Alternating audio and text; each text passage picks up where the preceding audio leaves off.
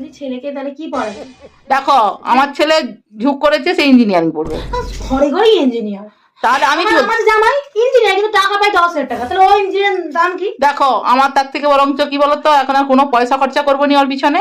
হ্যাঁ, আমি চপের মশলা করে দেবো, চপের সব ওই চাঁটি ফাটি সব করে দেবো, আলু চটকে মটকে সব ঠিক করে দেবো, দিয়ে ওকে বলবো তুই শুধু বেসনটা গুলোটা ওর বাপ শিখিয়ে দিবে।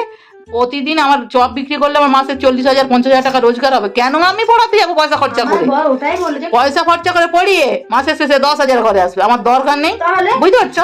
আমার বড় ওই জিনিস যে ক্ষুদিরামের মাকে গিয়ে বলে পড়িয়ে দরকার নেই। আর আমার বর তো ভোরবেলা তো সেই ফুল বিক্রি করতে তো হাওড়াতে চলে যায়। আমার বর বলে যে ট্রেনে সব লোকগুলো উঠে না এরকম করে ঝুঁকবে, এরকম করে ঝুঁকবে চায়ের জন্য। অত সকালে বউকে চা চালে তো ঝাঁটা দিয়ে মারবে, ট্রেনে উঠে চা খায়।